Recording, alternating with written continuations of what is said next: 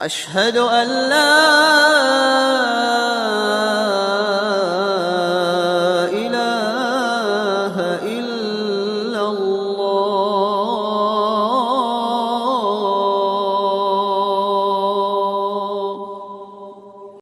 أشهد أن محمدًا رسول الله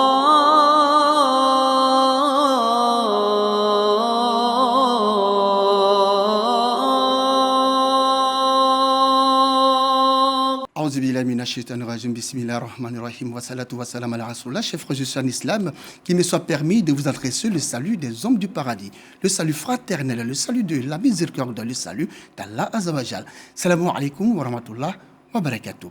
Fini le Hajj, le pèlerinage à la Mecque en terre sainte d'Arabie Saoudite, cinquième pilier de l'islam.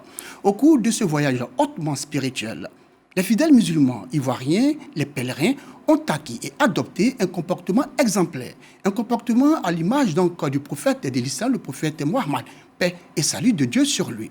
Mais alors, comment préserver les acquis de ce Hajj? C'est pour répondre à cette question que nous avons avec nous Cheikh Tidiane Diabaté, il est imam à la grande mosquée d'Abobo. Cheikh, salam alaikum. Wa alaikum salam wa rahmatullahi wa barakatuh. Merci d'avoir accepté notre invitation. C'est moi. Alors, nous avons un nouveau décor, hein? Ah oui, c'est ce qu'on constate aujourd'hui. Vous le découvrez avec Oui, nous. mais il est beau. Il est très beau, voilà. Alors, Cheikh, avant donc de rentrer dans le vif du sujet, nous allons ensemble voir ce reportage que nous proposent Assistant Diarra et Malika Koulibaly. Le Hajj est le cinquième pilier de l'islam et l'un de ses grands fondements. C'est une obligation prescrite par Allah à tout musulman qui en est capable. Après avoir été un invité d'Allah en terre sainte d'Arabie Saoudite, il appartient aux pèlerins de maintenir la pureté du Hajj pour la vie en s'efforçant d'éviter les interdits du tout-puissant Créateur. Le pèlerin doit être un modèle de vie au sein de sa famille, dans son entourage et dans la société. Il doit s'abstenir de la souillure des idoles et des paroles mensongères. Toutes ces valeurs font du musulman un homme épanoui. Tel est le sens de l'émission de ce jour. Voilà, merci donc à Assistant Diarra et à Malika Koulibaly pour cet élément.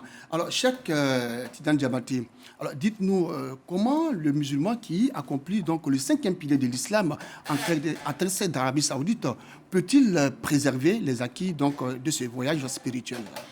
اللهم صل على سيدنا محمد الفاتح لما أغلق والخاتم لما سبق ناصر الحق بالحق والهادي إلى صراطك المستقيم وعلى آله حق قدره ومقداره العظيم سبحان ربك رب العزة عما يصفون وسلام على المرسلين والحمد لله رب العالمين.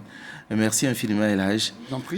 Pour préserver les acquis de pèlerinage, il faut d'abord connaître la valeur du pèlerinage. Parce que lorsqu'on sait que nous sommes des invités d'Allah subhanahu wa ta'ala, et un seul Hajj, comme le prophète Mohammed nous l'indique, alayhi wa salatu wa salam, al-hajjul mabrour laysa lahu jaza'un illa al-jannah. Un Hajj accompli et accepté par Allah subhanahu wa ta'ala n'a autre récompense que le paradis. Donc, celui qui s'élève en partant faire le Hajj, la personne déjà depuis sa maison respective a la crainte d'Allah subhanahu wa ta'ala. Sans cette présence d'être un invité d'Allah subhanahu wa ta'ala.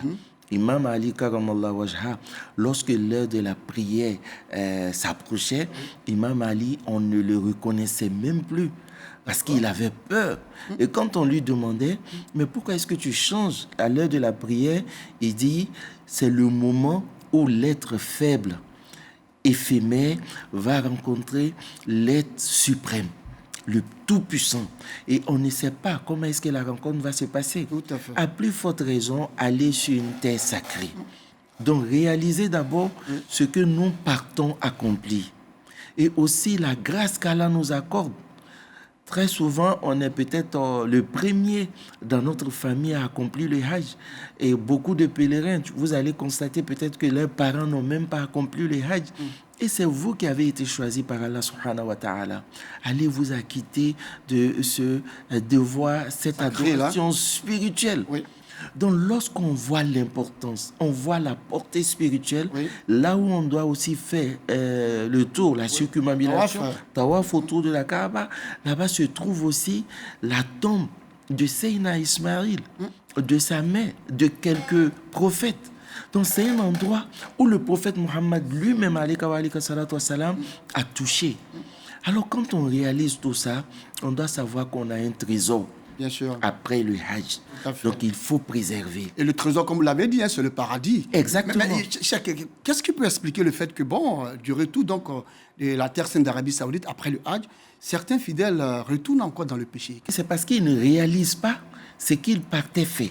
Donc, ils n'étaient pas prêts pour le Hajj. Ils partent pour faire du tourisme alors? Exactement. Parce qu'il y a certains qui vont faire le Hajj parce que les gens sont partis. Il faut qu'ils partent. Ils copient. Exactement. Mais quand on réalise ce qu'on va faire, et après le Hajj, on est sûr que nous sommes purifiés de tous nos péchés. Alors, quelqu'un qui vient de se laver prend des dispositions pour ne pas se salir. Donc, quand on vient de naître, on doit tout faire pour ne pas retomber dans les mêmes erreurs, pour ne pas avoir les mêmes souillures. Sinon, le Hajj n'a plus sa place. Parce que l'objectif du Hajj, c'est d'aller à ces endroits et revenir comme le prophète nous dit, qu'on revient pur comme le jour où nos mères nous ont mis au monde.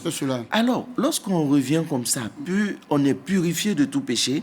Donc, préserver cet acquis-là, c'est l'acquis d'abord de la purification, de la perfection et de la sainteté, parce qu'on rentre dans un autre cadre.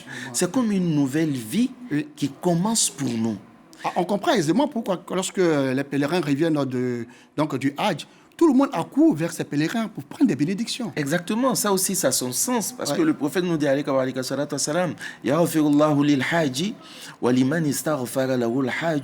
le pèlerin, Allah pardonne tous ses péchés, Allah pardonne à celui pour qui le pèlerin a prié. Ça veut dire, pendant 40 jours, quand le pèlerin demande à Allah de pardonner à tes péchés, toi aussi tu deviens pur comme quelqu'un qui vient de renaître. Alors imaginez combien de personnes viennent vers les pèlerins et avec leur prière, ces personnes-là retournent chez elles sans péché. D'accord. Pourquoi? Parce que ils ont été purifiés de leurs péchés. Parce que c'est le péché qui fait que nos vœux ne sont pas exaucés. C'est le péché qui nous éloigne d'Allah subhanahu wa ta'ala. Et comme eux, ils ont pu transcender cette étape, ils ont pu franchir cette étape, ils n'ont pas de péché, donc leurs prières sont automatiquement exaucées. Et c'est pourquoi les gens viennent vers eux pour prendre leur bénédiction. Ok. Alors, est-ce que ce n'est pas parce que Satan a été humilié, Iblis, avec donc l'acte culturel du jet de pierre à la Jamarat, que il décide de se venger de tous ceux qui sont allés le lapider, quand ils reviennent à la maison?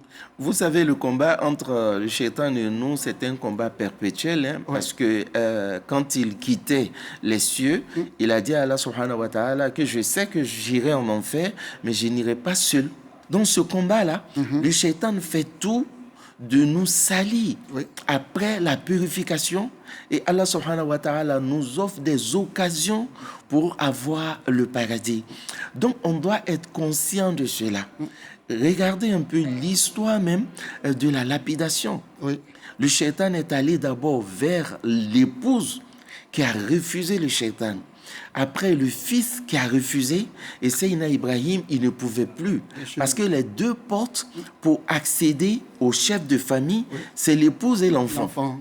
Et donc, quand le pèlerin revient avec cette dimension spirituelle, le shaitan va passer par l'épouse, ou par l'époux, et par les enfants. Mais s'il n'arrive pas à entrer, ça veut dire que son pèlerinage va rester intact. Et cette lapidation aussi, ça touche le shaitan réellement. Mais ça dépend de notre degré de foi. Quelqu'un qui va lapider sans conviction, et le shaitan reçoit aussi sans douleur. Mais quelqu'un qui prend la décision d'abord de se repentir, d'abandonner, de rompre avec le shaitan et tout ce qui peut le faire tomber dans les ruses du shaitan, la personne, sa lapidation a un sens. Et en faisant, ça touche réellement le shaitan. Et il ne faut pas le faire par mimétisme. Non, les autres le font, donc moi je vais aussi... Exactement. Il faut penser, c'est-à-dire c'est symbolique, mais en même temps ça a un sens spirituel. Alors il faut s'attendre aussi à sa vengeance. Bien sûr. Quand on va revenir, il a été lapidé, mais lui aussi il fera de telle sorte que nous soyons lapidés. Mais est-ce qu'à la maison, est-ce qu'on ne peut pas aussi chercher à trouver peut-être des pierres ou bien symboliser cela et chaque fois pour ne Non, pas non, que pas Satan pas du prenne tout, mais par dessus. les actes qu'on pose. Ouais. Par exemple, quelqu'un qui est à la Mecque, Oui. la personne accomplissait ses prières du jour Tout à fait. à la mosquée. Et lorsque la personne revient du Hajj, elle ne va plus à la mosquée. Mais si ses prières ne sont pas conformes au Coran et à la Sunna, les anges vont lui lapider avec sa prière. Ah. Il a lapidé le shaitan à la Mecque, Ouais. mais il a été lapidé ici par les anges. Et là, c'est encore plus douloureux. Ouais. Et quand la personne revient, c'est-à-dire ses prières, sa conviction, son courage à la Mecque, quand on relâche un peu, parce qu'à la Mecque, on est vraiment engagé. tout à fait. On fait des prières surrogatoires, on regarde l'heure de la prière, on n'existe que pour Allah subhanahu wa Mais ta'ala. Imam, c'est que vous dites, bon, est-ce que c'est pas ce qui effraie certains qui ne veulent pas justement aller pour accomplir ce 5e pilier-là? Parce que au retour déjà, s'il doit être lapidé par les anges, parce que bon, il ne se conforme plus aux recommandations d'Allah, est-ce que ça n'effraie pas aussi? Normalement, ça ne doit pas nous effrayer parce qu'on ne sait pas à quel moment on va quitter ce monde. D'accord. Et si Allah subhanahu wa ta'ala nous donne l'occasion d'aller accomplir le Hajj, dans la santé d'abord, Oui. parce qu'on peut avoir les moyens, mais là, la santé ne nous permet plus de faire le Hajj. Pendant qu'on a l'occasion, il faut y aller. Ça peut être même notre dernière année de notre vie. Exactement. Et le prophète Mohammed nous dit, celui qui a les moyens de faire le pèlerinage et qu'il refuse de le faire, qu'il choisit la religion qu'il veut, qui n'a rien à voir avec la religion musulmane, et pour mourir dans cette religion. Ça veut dire que ça peut nous sortir même du cadre islamique lorsqu'on refuse d'accomplir le pèlerinage. Et le musulman aussi doit avoir la détermination de sortir de la vie satanique. Passez-moi l'expression. Si, bien sûr. Donc, si le Hajj nous permet de sortir de cette vie, c'est comme si Allah subhanahu wa ta'ala nous donne d'abord l'occasion de reprendre la vie, D'accord. d'ouvrir encore une autre page de notre vie Tout à fait. et de dire maintenant, j'ai commis des erreurs dans le passé, alors ça ne va plus jamais m'arriver. On ne peut pas être un ange. Bien sûr. Il y a des moments de relâche, il y a des moments Il faut savoir toujours se repentir. d'insuffisance, mais il faut savoir se repentir et dire qu'on a fait un Hajj et on doit tout faire pour rester dans l'état spirituel, dans l'esprit même du Hajj. C'est très C'est important. très important. Alors, Cheikh, on va revenir à vous. Le temps pour nous de savoir ce que pensent les fidèles musulmans de cette problématique, les acquis du Hajj. Ils sont au micro de Koulibaly Yakouba. Après le Hajj, il y a certains comportements que le pèlerin ne doit pas adopter, comme fréquenter les lieux comme les bars, les maquis et les coins de prostitution. Le pèlerin doit être toujours fidèle à la mosquée, faire les bonnes œuvres. Après le Hajj, je veux bien me comporter, donner des conseils à mes soeurs, ne pas faire de n'importe quoi, prier pour les gens, pour ceux qui sont partis devant nous, que Dieu facilite les tâches. Ce que je dois faire pour ne pas que le Hajj se gâte. Je dois bien me comporter. Je ne dois pas aller m'asseoir dans les coins où je ne dois pas m'asseoir. Je ne dois plus rentrer dans les maquis. Je ne dois plus mettre ma bouche dans les paroles inutiles. Bon, un pèlerin, la première des choses, il doit s'éloigner de tout ce qui Dieu n'aime pas, et vraiment se conformer au dit de l'islam. C'est-à-dire, éviter ce qu'il avait fait avant, et puis de deux, être un rassembleur, et puis essayer de prendre les prières au sérieux. Voilà, prendre les prières très au sérieux. Et comme vous l'avez dit, chacun, et c'est ce que viennent de dire justement les fidèles musulmans, ils sont en phase avec ce que vous venez de dire tout à l'heure. Exactement. C'est-à-dire qu'il faut rester dans l'esprit du Hajj. C'est-à-dire on quitte la Mecque, mais on revient avec la Mecque dans le cœur. Tout à fait. Voilà, on pensait pas qu'on pouvait respecter les 5 prières à la mosquée. À la Mecque, on a vu qu'on peut le faire. Alors il faut essayer. Et aussi, faire ne serait-ce que 2 rakats tous les jours, pour remercier Allah subhanahu wa ta'ala de nous avoir accordé le Hajj. C'est très important. Ça nous permet de nous rappeler de notre Hajj tous les jours. Parce que quand on oublie, c'est là qu'on pense qu'on est comme les autres. Pourtant, à notre retour, nous ne sommes plus comme les autres. Vous voyez que le nom même change. On nous appelle Al-Hajj ou Haja. Et donc ça déjà, la personne qui avait l'habitude de partager certaines choses avec nous dans la désobéissance d'Allah subhanahu wa ta'ala, vous remarquez que la personne commence à se méfier. Il y a un respect qui s'impose. Mais quand nous montrons à la personne que voilà, c'est la même personne, rien n'a changé, donc là, nous-mêmes, nous dévalorisons notre hajj. Il y a un changement de comportement. Exactement. Voilà, et qui devient maintenant positif. Hein. Exactement, exactement.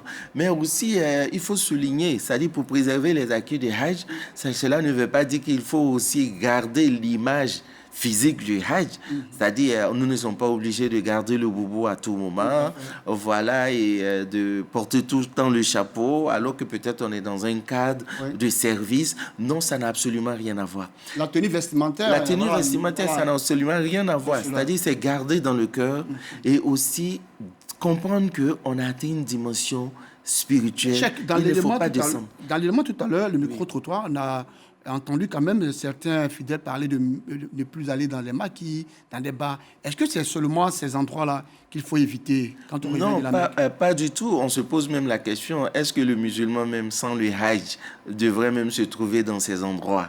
Mais si par défaut qu'il avait l'habitude d'y aller, il doit éviter obligatoirement, parce que il doit se poser la question, Allah m'a permis à moi de m'arrêter là où le prophète s'est arrêté, d'aller à Médine, de rentrer dans Raouda, faire 2 rak'at, qui est considéré comme un jardin du paradis.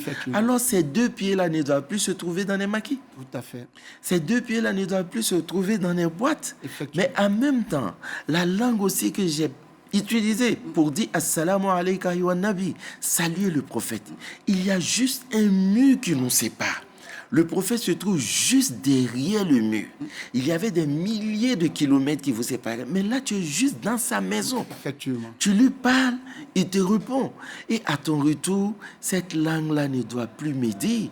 Cette langue-là ne doit plus mentir et dire certaines choses.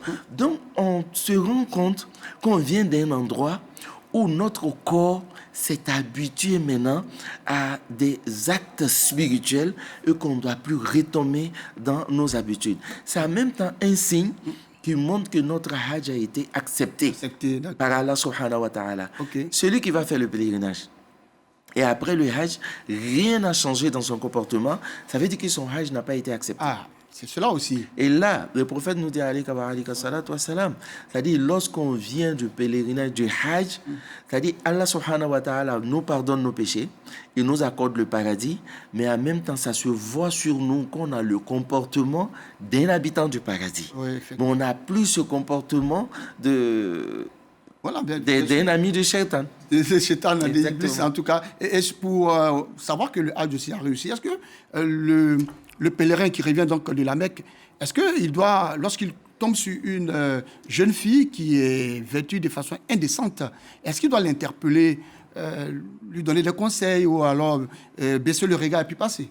Vous savez, ce qui nous fatigue un peu, c'est-à-dire il n'y a pas d'assise spirituelle avant le hajj. Alors quand on dit à quelqu'un de rompre avec ses habitudes de façon je vais dire brusque comme ça, c'est très difficile. Effectivement. Et c'est pourquoi j'apprécie beaucoup la méthode des Indonésiens, voilà, qui ont un centre de formation de hajj. Oui, 1 an ou 2 ans avant le hajj. D'accord. Et nous faisons la formation ici aussi. Oui, mais là, c'est un centre où on est même noté. Voilà, pour dire que tu es apte à faire le pèlerinage ou tu ne l'es pas pour le moment. Donc, il y a cette discipline, il y a cette disposition qu'on prend avant d'aller à la Mecque. Et après, on ne nous posera plus la question si on doit regarder une fille, on doit regarder le haram. Mais en même temps, pour revenir à ce que vous venez de dire, le pèlerin devient un conseiller spirituel. D'accord. Parce qu'il a fait le hajj. Donc, vous allez voir, quand la fille même va le voir, c'est un El-Hajj, c'est un Hajja, elle sera même gênée d'être habillée comme ça et de croiser un El-Hajj. Et automatiquement, El-Hajj peut lui dire, ma fille ne t'habille pas comme ça, Allah n'aime pas. Et elle va comprendre que j'ai en face de moi quelqu'un de pieux. C'est cela. Voilà. Mais souvent, on se dit, mais c'est un Hajj et puis regarde comment il se comporte. Exactement. Ça aussi, c'est à dégrader quand même. C'est ce que nos parents nous disaient, qu'il ne faut pas permettre aux gens d'utiliser ton nom El Hajj pour t'insulter en disant toi-même El Hajj, ça veut tout dire. Effectivement. Donc, c'est pour dire que c'est une responsabilité. Quand on revient de la Mecque, on a une responsabilité. Même dans notre famille, à la maison. C'est-à-dire l'époux ou l'épouse qui allait faire le pèlerinage, mais son épouse le regarde. Pour dire, depuis que mon mari est venu de la Mecque, mais il a changé. Positivement, ses aides d'entrée ont changé. Sa façon même de s'occuper de moi, franchement, on sent que le Hajj lui a apporté quelque chose. Et vice-versa. Mais quand la personne revient à la maison et qu'on ne sent rien de tout ça, on va dire, mais toi, tu devrais même pas aller à la Mecque. Et ça, c'est des choses qu'on doit éviter. On doit éviter, effectivement. Mais est-ce que l'environnement aussi ne constitue pas vraiment, je veux dire, un frein, justement, à l'épanouissement du pèlerin lorsqu'il revient?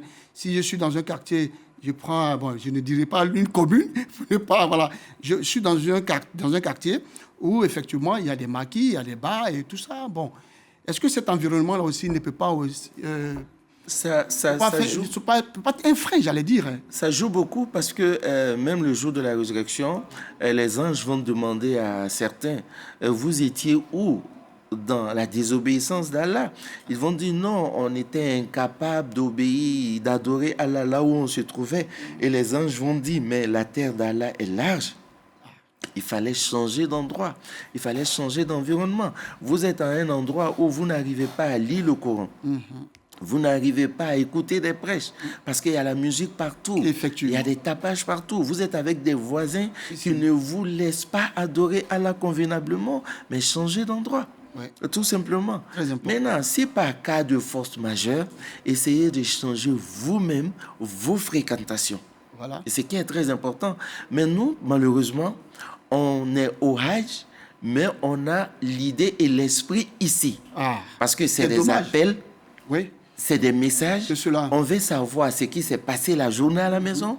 On veut savoir ce qui s'est passé chez le voisin. Quand on partait, il y avait quelque chose. On a besoin de tout ça. Effectivement, on reste connecté à la maison. C'est important. Effectivement, nous avons aussi effectué ce voyage-là. Mais là-bas, les portables, ça se filme, ça se prend des photos. Bon, est-ce qu'il ne faut pas se concentrer ou se consacrer justement à l'adoration seulement? On manque de conviction. Je vais dire quelque chose qui pourra choquer un peu.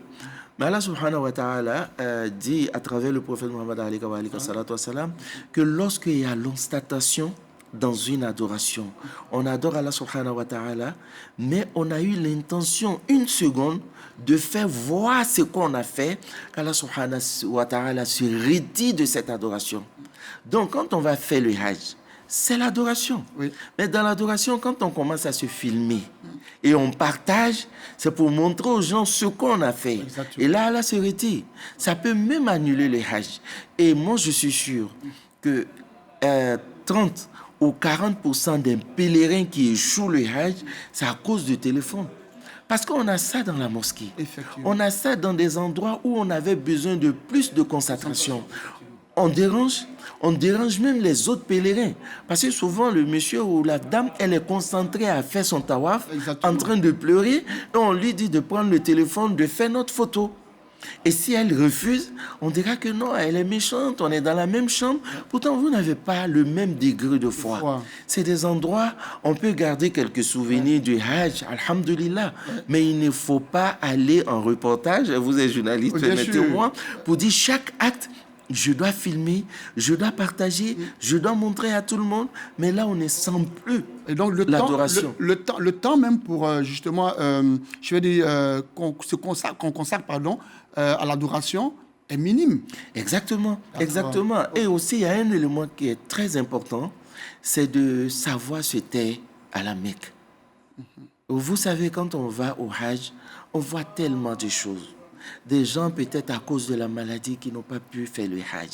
Des gens qui sont rentrés à la Kaaba, qui étaient tellement choqués, qui se sont retrouvés dans un autre état. Et quelqu'un peut-être qui vient d'un village de 80 habitants par exemple, qui va se trouver parmi des millions de personnes. Et la personne rentre dans la mosquée par une porte et elle va sortir dans un autre quartier.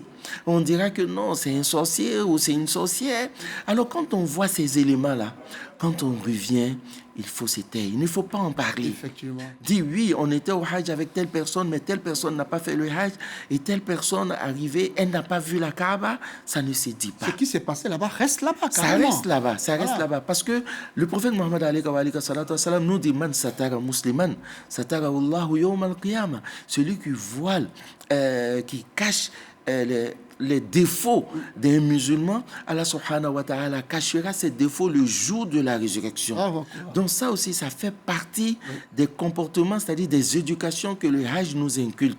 Il faut aussi garder cette valeur-là. Et Yaya Dambélé, le réalisateur, me dit comme ça à l'oreillette que nous avons déjà des reporters là-bas, et donc plus besoin, n'est-ce pas, d'aller prendre des photos, faire des images. Exactement, il a raison et ça se voit, les Dambélés sont très intelligents, contrairement aux Koné.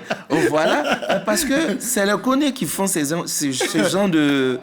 qui ont ce genre d'attitude là-bas. Hein. Parce que ça, c'est le chèque de ma fille, hein, donc... exactement, ils ont des attitudes qu'on ne comprend pas parce que chez eux, le Hajj, c'est d'aller tout le temps se plaindre à la cuisine. Moi, je n'aime pas telle nourriture, je n'aime pas, on m'a servi telle nourriture, mais on n'est pas à la maison. Effectivement. Et puis, arriver aussi à Mina, c'est des gens qui dérangent tout le monde. Pendant que les gens sont fatigués, ils ont besoin de se reposer. C'est en ce moment qu'ils appellent en famille, à haute voix. Ils parlent à tout le monde. Les gens n'arrivent pas à se reposer. Et aussi, on oublie même que les encadreurs sont là pour ça. Le jeune homme ou bien la jeune fille qui est partie pour faire son Hajj, on va dire à la personne de prendre nos bagages. On a des commissions pour la personne à tout moment. Et tous ces éléments-là, ça diminue, ça atténue la valeur de notre Hajj. Et finalement, on revient de la Mecque. Au lieu de revenir avec des récompenses, on revient plutôt même avec des péchés. Qu'Allah nous en épargne. Amin, amin. Et donc, Cheikh est en train de nous dire qu'il faut être vraiment un modèle, n'est-ce pas, pour sa famille, mais un modèle même en même temps pour la société. Exactement. Très important. Et vous êtes des ambassadeurs, n'est-ce pas, de toute la communauté musulmane étant là-bas. Donc, attention aux Traoré, aux Dambélé, au Koyaka, au Maoka, aux Odjeneka aussi, hein. Voilà, attention à vous. Donc, on va marquer une pause. On va donc l'explication du serment donc, de l'imam Abdoulaye Koné de la mosquée Nour Denguélé d'Abobo, plaque 1, voilà, sur comment préserver les acquis du Hajj.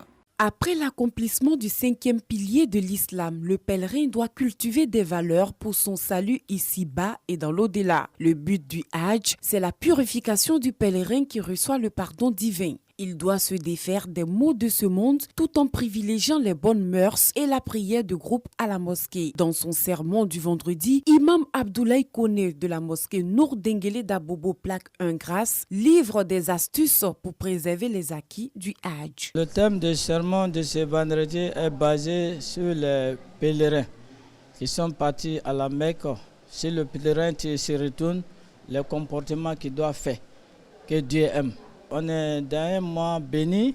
Bon, le pèlerinage, c'est un voyage qui est très riche en bénédiction divine. Mais le retour, il faut être un homme de bien.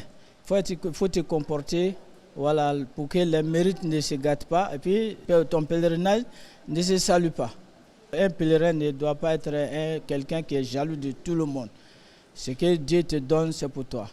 Donc, deuxième, un pèlerin ne doit pas être quelqu'un qui ment. Un pèlerin ne doit pas mettre les gens en palabre. Il ne faut pas parler un mot qui peut mettre les gens en palabre. Et puis, entre femmes et puis garçon et puis sa femme, n'étaient même pas entourés pour qu'ils n'ont qu'à faire palabre pour se séparer. Les enfants aussi, avec leur papa et puis leur maman aussi, il ne faut pas les séparer. Pèlerin doit être régulier toujours dans la mosquée. Voilà donc retour en plateau. Il s'agissait donc de l'imam Abdoulaye Koné de la mosquée Nour Denguélé d'Abobo, plaque 1 Grâce. Il a donc parlé dans son sermon de comment préserver les acquis du Hajj. Et l'imam parlait donc de ne pas séparer les mamans et tout ça. Il s'agit donc de tous ceux qui sont polygames. Voilà, il faut le préciser. Alors, Cheikh, est-ce que l'effort même du pèlerin pour préserver justement les acquis du Hajj là, ne réside pas dans tout ce qu'on a reçu comme enseignement au pèlerin à la Mecque? Exactement, car quand on voit les instructions qu'Allah subhanahu wa ta'ala nous donne, pour réussir son Hajj, quand on adopte ces comportements-là en dehors du Hajj, on arrive à préserver les acquis du Hajj. Allah nous dit, subhanahu wa ta'ala, فَمَنْ فَرَضَ فِيهِنَّ الْحَجِّ فَلَا رَفَثَ وَلَا فُسُوقَ وَلَا جِدَالَ فِي الْحَجِّ. Lorsque on se sacralise pour le Hajj, on doit s'éloigner du désir charnel. Ça veut dire, lorsque le désir charnel, quand c'est licite pour nous, mais ça veut dire en dehors du Hajj, tout ce qui est illicite, comme désir charnel, on doit s'en éloigner. Alors ça veut dire déjà que le Hajj nous apprend la maîtrise de soi. Mais Cheikh, est-ce qu'il n'y a pas un secret? Parce que souvent, il est difficile, hein, vous l'avez dit, c'est une preuve. Exactement. Une véritable preuve. Alors, quand on revient de la Mecque, est-ce qu'il n'y a pas un petit secret pour pouvoir préserver justement les... Le secret, c'est des droits. C'est des droits. C'est pourquoi même les invocations, même lorsqu'on rentre dans le paradis, qu'est-ce qu'on dit? Alhamdulillah, illadhi hadana li hadha, wa ma kunna linahtadiya lawla an hadana Allah. Gloire à Allah subhanahu wa ta'ala qui nous a permis d'avoir cela. Parce que n'eût été la grâce, l'assistance d'Allah subhanahu wa ta'ala, on n'allait pas pouvoir le faire. Donc quand on revient du Hajj, on n'a pas de péché. C'est le moment de demander à Allah, Allah donne-moi la force d'avoir la maîtrise. Allah donne-moi la force d'avoir le pardon. Allah donne-moi la force de m'éloigner du shaitan. Il faut mettre en prière. Il ne faut jamais se faire confiance en disant, moi je suis revenu du Hajj, il y a des choses que je ne vais plus faire. C'est des moments de motivation. C'est défier même Allah. Exactement. Aussi, hein? Mais à un moment donné, on sort de ce cadre-là, on sort de cet état-là. Il y avait un disciple du prophète Mohammed alayhi wa sallam. Il était avec le prophète prêchait, il a pleuré comme tous les disciples. Mais quand il est arrivé chez lui à la maison, il a commencé à échanger avec sa famille, à bavader, et puis il riait. Il a dit non, je suis devenu un hypocrite. Parce que j'étais avec le prophète tout à l'heure, j'étais très concentré. Et quand il est allé voir le prophète, il s'appelait Hanzala, il a expliqué au prophète, le prophète lui dit non, cette concentration-là, tu ne peux pas la garder permanemment. Et sinon, tu verras les anges en état d'éveil. Il a demandé la bénédiction au prophète Mohammed alayhi wa sallam. Mais il a gardé cette concentration 90% de son temps. Mais il voyait les anges en état d'éveil. Donc ça veut dire un homme normal, naturel, ne peut pas rester concentré permanemment. Mais il y a des moments d'insuffisance, mais il faut beaucoup prier. Le pèlerin doit beaucoup prier. Allah, donne-moi la force de garder mon repenti, de garder aussi mon hajj, de m'éloigner du shaitan. Qu'Allah nous assiste. Amin, amin. Donc, multiplier les invocations, voilà, les prières, multiplier aussi les prières, comme vous l'avez dit. Alors, Cheikh, c'est sûr, c'est moi que nous allons voir une autre rubrique de l'émission. Il s'agit donc de la question du jour. Il y a un fidèle qui va donc vous poser une question. Et on revient sur le plateau, vous répondrez justement à cette question, la question du fidèle. Assalamu alaikum, Cheikh Ahmad Tidjane Diabaté. Moi, c'est El Hadj Koné Lamine. Imam, j'ai une préoccupation et elle est la suivante. Est-ce qu'en islam, il y a des sourates ou des versets qui interdisent la consommation de l'alcool? C'est ma préoccupation. Voilà, c'est la préoccupation de ce fidèle. Alors, Cheikh, directement. Franchement, il faut être inconnu pour poser cette question. Ben, alhamdulillah, vous savez, Allah subhanahu wa ta'ala nous a enseigné une pédagogie, une méthodologie de la révélation.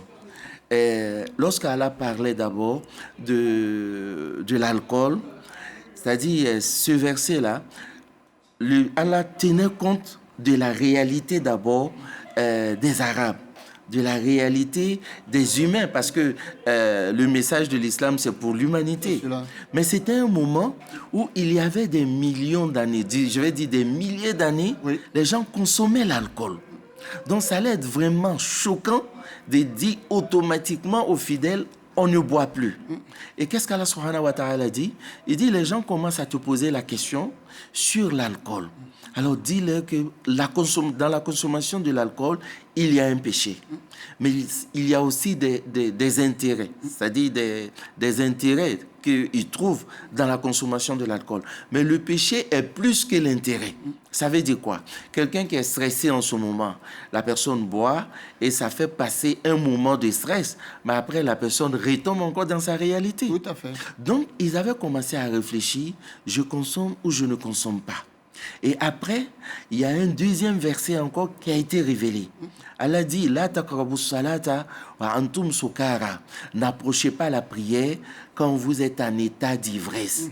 Parce que ce jour-là, il y avait un imam connaît encore, qui avait bu et qui est allé s'arrêter sur le tapis en disant Kuli ayyuhal kafirun a'budu ma ta'budun. Il a tout mélangé. Vous les incrédules, j'adore ce que vous adorez également ce que j'adore. Allah dit non, n'allez pas à la prière en état d'ivresse. Donc les musulmans ont commencé à dire si je dois boire, c'est pas entre la prière de As et Maghrib, c'est trop proche. C'est pas entre la prière de Maghrib et Isha, c'est proche. Alors la nuit aussi, si je dois boire, je ne serai plus opérationnel pour mon épouse ou mon époux. Alors, qu'est-ce que je dois faire? Mais quand je vais boire aussi après la prière de Fajr, je ne peux pas boire pour aller au travail. Donc, ils avaient du mal à trouver un temps pour boire. Ils avaient commencé à s'abstenir, à s'en éloigner tout doucement. Et un jour, Allah se révèle encore dans Surat al-Maïda, versets 89 à 90, « Innamal kham » والميسر والأنصاب والأزلام رجس من عمل الشيطان فاجتنبوه لعلكم تفلحون. Elle a interdit l'alcool et elle a dit que ça fait partie des œuvres de Shaitan. Éloignez-vous-en pour pouvoir avoir le salut. Et ce jour-là, les fidèles, les disciples du prophète Mohammed étaient tellement heureux de voir que l'alcool a été interdit totalement. Et ce jour-là, on avait même l'impression que les rues du Médine allaient s'inonder par l'alcool, parce qu'en ce moment, c'était des vins qui étaient dans des grosses marmites. Les gens sont venus verser partout et on n'a plus parlé de la consommation de l'alcool depuis ce moment. D'accord. Alors, il est important de préciser que très souvent sur les réseaux sociaux, certaines personnes utilisent, n'est-ce pas, ce que disent les imams ou les invités. Mais là, Cheikh a parlé du début jusqu'à la fin. Exactement. Et c'est la fin qui est importante. C'est ça. C'est voilà. Alors, il a fait quand même, il a parlé de l'origine. Comment est-ce qu'on est arrivé à interdire l'alcool? Donc, ne prenez pas sur les réseaux sociaux. Au début, là, où il a dit que bon, voilà, c'est très important. Exactement. Et quand le Cheikh a parlé de, voilà, il faut être opérationnel la nuit pour son épouse, j'ai vu, j'ai entendu Yaya Dambélé et Mariam l'assistant en train de rire fortement là-bas. Alors, nous allons revenir à notre problématique. Alors, Cheikh, on parle donc des acquis du Hajj. Est-ce à dire que le fait de reprendre les vieilles habitudes lorsqu'on revient de la Mecque, est-ce que ça annule les mérites ou le Hajj que vous avez accompli? Bon, nous ne sommes personne pour juger et on ne donne pas les mérites, on n'annule pas aussi les péchés, mais on pense que ce n'est pas un bon signe pour le pèlerin de revenir encore à ses mêmes habitudes. Mais on garde espoir en disant qu'Allah subhanahu wa ta'ala, généralement quand Allah donne, il n'arrache pas. Alors quand Allah vous accorde le paradis pour votre Hajj, et Allah aussi sécurise voilà ce qu'il vous a donné comme grâce pour ne pas l'abîmer demain. Donc c'est à vous de vous faciliter la tâche. On ne va pas dire de faciliter la tâche à Allah, mais de vous faciliter la tâche afin de rester dans ces prédispositions pour pouvoir garder les acquis et les mérites de votre Hajj. Et donc, au regard de tout ce qu'on venait de dire depuis donc l'entame de cette émission, est-ce qu'aujourd'hui le Hajj n'est pas devenu une mode plus qu'un voyage spirituel? Exactement, c'est ce qu'on constate aujourd'hui. Parce que c'est dommage quand on ne voit pas dans le Hajj un pilier de l'islam. Et quand on ne voit pas dans le Hajj aussi une façon d'avoir la proximité d'Allah subhanahu wa ta'ala. C'est une adoration qu'Allah nous demande une seule fois dans la vie. Une seule fois dans la vie, on ne doit pas jouer avec ça. D'ailleurs, notre prophète, paix et salut de Dieu sur lui. Exactement. Une seule fois, le Hajj. Donc, quand on voit même l'accueil des pèlerins, quand on voit le pèlerin aussi, à chaque rencontre, il va te parler du nombre de tawaf qu'il a fait, le zik qu'il a fait, la façon il a reçu son Hajj, le miracle qu'il a opéré dans sa vie. Ça ne sert à rien. Ça ne sert à rien. Donc, on doit comprendre d'abord que c'est une adoration. La récompense de l'adoration, ce n'est pas ici-bas. C'est l'au-delà. Et aussi, ceux qui doivent aussi nous accueillir doivent nous aider. Parce que quand on doit garder toutes les informations, pour le pèlerin qui n'était pas en famille, en lui disant telle personne n'a pas aimé ton pèlerinage, telle personne a dit ceci ou cela derrière toi, et ça recharge encore le cœur du pèlerin, de la haine, des rancœurs. Voilà, donc ça le déstabilise spirituellement. Et lui aussi, quand il s'est plaint parce qu'on ne l'a pas appelé El Hadj ou Adja, pendant 40 ans, les gens se sont habitués à t'appeler à ton nom propre. Donc ces personnes-là, souvent, ça peut les arriver de ne pas t'appeler El Hadj ou Adja, et ça n'a pas un sens véritable. Quand on t'appelle El Hadj ou Adja, ça l'a accepté ton Hajj, et c'est le plus important. Mais quand on dit aussi, c'est une responsabilité, c'est un rappel pour te dire tu es El Hadj, donc ne t'oublie pas. Tu es Hadja, ne t'oublie pas. C'est ce que mais il y ça en veut a dire. qui en font carrément une histoire, Ah oui, problème. ça ne doit pas se faire. Ça devient des parlables lorsqu'on ne l'appelle pas El Hadj. Oui, ça doit pas se faire, parce qu'on doit plutôt même se poser la question si notre Hajj a été accepté. Car lorsqu'on dit la Bayk Allahumma la Bayk, il y a des gens à qui Allah subhanahu répond en disant la Bayk alaka wa la sa'adayk. Je ne te réponds pas et tu n'es pas aussi la bienvenue. Il y a des gens à qui Allah répond en disant cela. Mais il y a des gens aussi, Allah dit, vous êtes mes invités. Alors venez vers moi et c'est comme ça que je vais vous recevoir aussi dans mon paradis. Qu'Allah nous compte parmi ces personnes-là. Amin Arabi, l'accueil, vous avez parlé de l'accueil tout à l'heure. Et les parents, lorsque le pèlerin revient de la Mecque, mais c'est un tapage.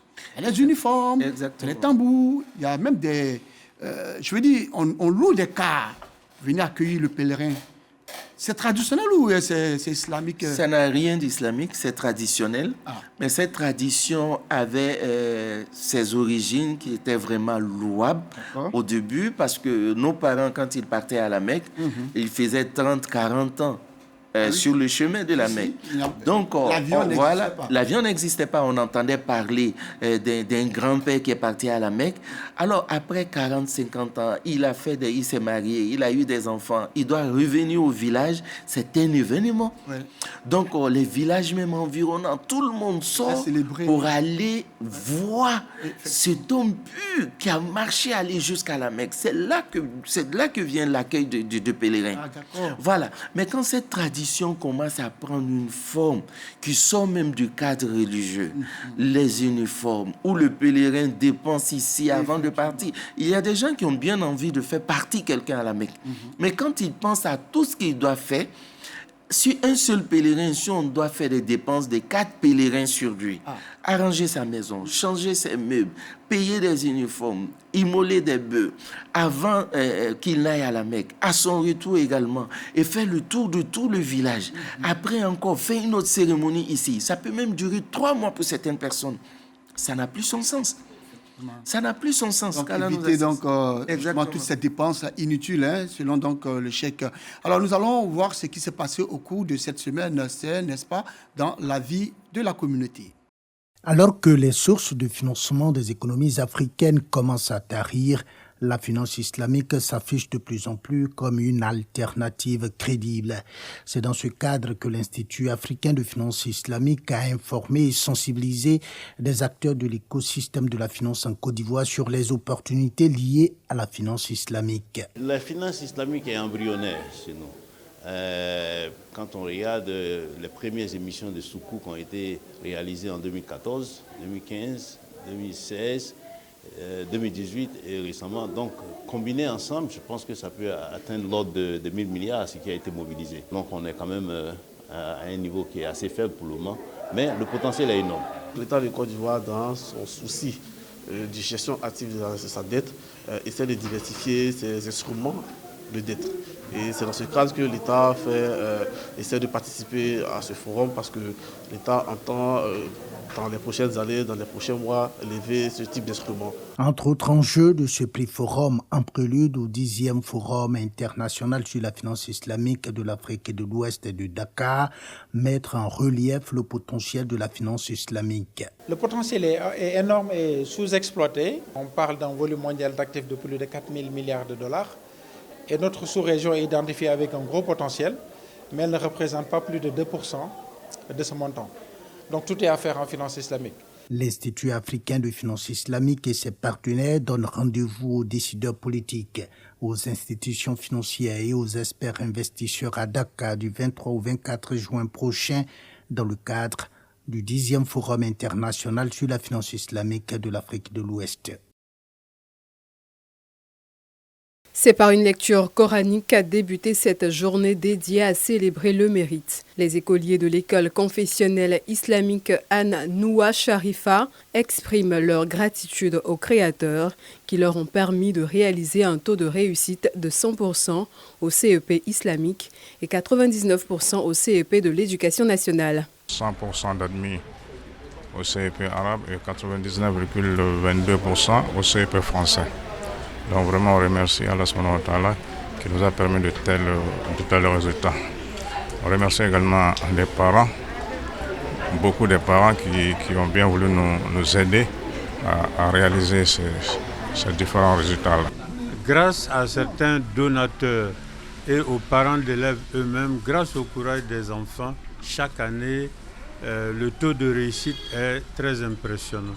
Cette année, c'est 99% au CEP et c'est une grande joie pour nous tous. À travers cette célébration de l'excellence, les responsables de l'établissement entendent susciter une saine émulation des apprenants et appeler les donateurs à soutenir les orphelins et enfants démunis que compte l'école. Voilà, retour donc en plateau. Merci à tous ces reporters justement qui nous ont permis de savoir ce qui s'est passé au cours de cette semaine, y compris votre serviteur, connu par Gassoro de Madongui. Alors, Cheikh, à dire vrai, est-ce que les pèlerins ne doivent pas avoir des guides religieux qui justement devaient les suivre pour ne pas plus retomber dans les péchés? Exactement. C'est pourquoi avant même le pèlerinage, il faut avoir un guide pour t'expliquer le sens du pèlerinage et la responsabilité que tu auras après le pèlerinage. Et après aussi, il faut être suivi par ce guide-là. Parce qu'il va t'expliquer, non, fais attention, en posant ce acte-là, tu pourras même annuler et sinon réduire les récompenses de ton Hajj. Et quand tu veux peut-être t'oublier un peu, il te rappelle. Donc c'est très important d'avoir un guide. Il ne faut pas laisser sa formation du Hajj à la formation de quelques semaines qu'on fait avant le Hajj. Et après, on coupe le contact, ça ne se fait pas. Mais il faut rester dans le cadre. Rester toujours en contact avec le guide, c'est très important. Que dites-vous pour ceux qui pensent que le pèlerin qui part à la Mecque et qui décède là, n'est-ce pas, en terre sainte d'Arabie Saoudite, pour eux, c'est parce que c'est un pécheur. Donc Dieu ne voudrait plus qu'il revienne dans son pays ou en famille pour poursuivre, n'est-ce pas, le mal qu'il faisait. Et alors que le prophète, paix salut de Dieu sur lui, dit que celui qui part pour faire le Hajj et il meurt, il lui est inscrit la récompense du pèlerin jusqu'au jour de la résurrection. Exactement, c'est ce que j'allais dire. C'est une grâce de finir ses jours en terre sainte. Parce que tous ces milliers de pèlerins sacralisés, pris sur ton corps, ça c'est déjà une grâce. Et tu seras enterré là où les prophètes et les messagers sont. Et il dit également, celui qui peut finir ses jours sur la terre de Médine, alors c'est une grâce, parce que tous ceux qui sont enterrés au cimetière de Baqi, il va intercéder pour eux le jour de la résurrection. Mais il ne faut pas demander à Allah subhanahu wa ta'ala. Oui, parce que qu'est-ce qu'il faut dire? Parce qu'il y a certains qui demandent, Allah, si je vais à la Mecque, quand je vais arriver à la Mecque, si tu acceptes vraiment mon pèlerinage, fais de telle sorte que je ne reviens plus te retomber dans les péchés. Il ne faut pas demander. Le prophète nous dit, qu'un musulman ne demande pas la mort. Mais il demande plutôt la longévité à Allah subhanahu wa ta'ala. Mais si on finit nos jours à la Mecque, c'est un bon signe. Il y a certains qui disent comme ça qu'il ne faut pas se rendre à la Mecque lorsque nous sommes des pécheurs parce qu'il risque de nous arriver malheur. Et c'est pour cela que beaucoup n'aiment pas aller à la Mecque. Vous savez, la miséricorde d'Allah est tellement immense. Oui. Parce que le Hajj démontre aussi le degré du pardon d'Allah subhanahu wa ta'ala. Parce que chacun sait ce qu'il a fait avant d'aller à la Mecque. Mais arrivé là-bas, on revient, le prophète nous dit, et là, c'est sans distinction. Il dit, les pèlerins, lorsqu'Allah accepte les pèlerinages, ça devient une renaissance pour ces personnes-là. Alors, c'est des catégories de personnes dans les différents péchés, mais Allah pardonne à tout le monde de la même manière. D'accord, ok, Allah pardonne à tout le monde de la même manière. C'est sur ces mots de Cheikh Tidiane Diabaté que nous allons voir, n'est-ce pas, la salam du fidèle. Salam alaikum wa rahmatullahi wa barakatuh. Je me nomme Siaka Doumbia. Je lance mon salam à toute la communauté musulmane, tous les pèlerins qui ont pu faire, n'est-ce pas, le Hajj cette année, et à la grande famille Doumbia. À mon frère Doumbia Bakari qui est draine à Dokwe, et à ma femme Konaté Salimata. Salam alaikum wa rahmatullahi. Je me nomme Kone Massandje. Je lance mon salam à mes parents, l'imam Kone Abdoulaye et à ma maman Doumia Madoussou. Salam alaikum wa rahmatullahi wa barakatuh. Je me nomme Madame Doukouré Nesla Awa. Je lance mon salam à toutes et à tous les musulmans du monde entier, et ma famille, et à mes enfants, et à mon mari. Voilà, salam à tout le monde. Nous allons permettre à notre invité, le Cheikh Tidiane Diabaté aussi, s'il veut penser à des personnes à qui il veut dire salam, peut-être. Alhamdulillah Rabbil Alamin, salam à mes deux épouses qui viennent de la Mecque. Allahu Akbar. Alhamdulillah. Hajj Mabrou, hein? Oui, Hajj Mabrou, Adja Fatima et Adja Awa. Et à ma grande soeur aussi, Adja Mariam, et aussi à mon frère, Diabaté Adam, et à ma chérie aussi, Kadi. Voilà, Adja Kadi qui vient également de la Mecque, et à tous les pèlerins. Cheikh, ça fait trois. Vos deux épouses et puis votre chérie. Oui, mes deux épouses et ma chérie. Donc ça fait trois. Oui, ça fait trois. Ok, d'accord. Alors donc, à la suite de Cheikh Tidiane Diabaté, à la suite donc de tous ces fidèles, je voudrais donc dire salam à M. Fofana Zoumana. Il est professeur DPS, directeur des études et conseiller au district autonome d'Abidjan. Je voudrais aussi dire salam, n'est-ce pas, à M. Baraté Adama Dijo-Lewis du côté d'Abobo Sagbe Ran QG. Enfin, voudrais-je dire salam à la famille Bora du côté d'Abobo Plaque 1 Grâce. Alors, Cheikh, nous avons terminé l'émission. Nous allons vous permettre de vous adresser justement à tous les fidèles, à tous ceux qui nous suivent en ce moment, et résumer cela en 2 minutes, si possible, en malinki. Alhamdulillah Rabbil Alamin, amalatano mi bakadalai, ankube hejuk mana, anye folu feneke, ameto foli kelen kono, anga heji deno tagala heji la, anga musuka koba ubala, anfa ubala, ambalma ubala, andomba ubala, surtout alul beiti yere jama mi bela jelim fo ama nyina la fala kanga heji mne amitla ka afom roye koni bola heji la we bara kelen nyana boni me bara to kelen muye heji kana chien ibolo iga bara bakana take fuye nabi foko amilatun nasiba modo ka ala bato mo willa la haga ka soko mabaka ji foyi soko ka bara o dunte soko foyi la fo ikube jogo munkan sani igata maka itala maka ka ta olu le junumu yafa idun ta doni heji were bi soko balola iyere ta don ala ba latire ye ka heji were ketru shi kono otumana ikolosi ikana na bin o junumi kele nuna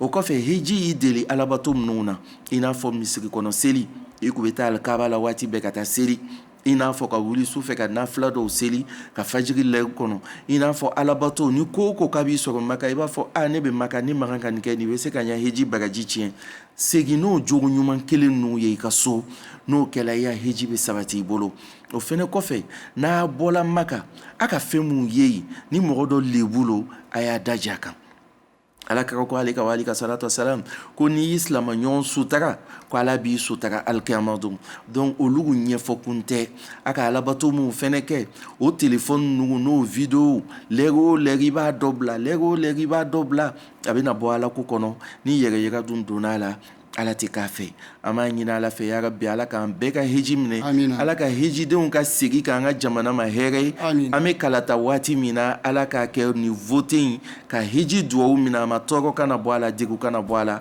ala ka horoma ko son salli ala rasul.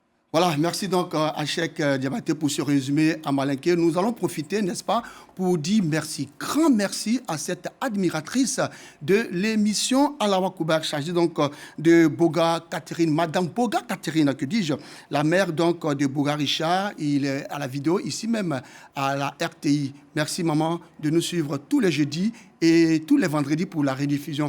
Nous allons profiter pour dire merci également à Cheikh Aïma Ousmane Diakité, le président du Conseil supérieur des imams des mosquées des affaires islamiques en Côte d'Ivoire. Cheikh Aïma Ousmane Diakité. Il faut le préciser, c'est bas, n'est-ce pas, pour une bonne organisation du Hajj ici en Côte d'Ivoire. Avec lui, n'est-ce pas, le comité de surveillance et également le commissariat du Hajj. Alors, vous l'avez compris, c'est la fin de cette émission. Rappelons que nous étions avec Cheikh Tidiane Diabaté. Il est imam à la grande mosquée d'Abobo. Avec lui, nous avons parlé, n'est-ce pas, des acquis du Hajj. Merci à vous de nous avoir suivis. Moi, je vous donne rendez-vous, Inch'Allah, le jeudi prochain, même heure, même chaîne. Rappelons que vous pouvez suivre la rediffusion de l'émission Allah Wakuba tous les vendredis à partir de 9h. Merci à notre réalisateur, Yaya Dambélé, et à son assistante, Mariama. Salam alaikum wa rahmatullah wa barakatuh. Allahu Akbar,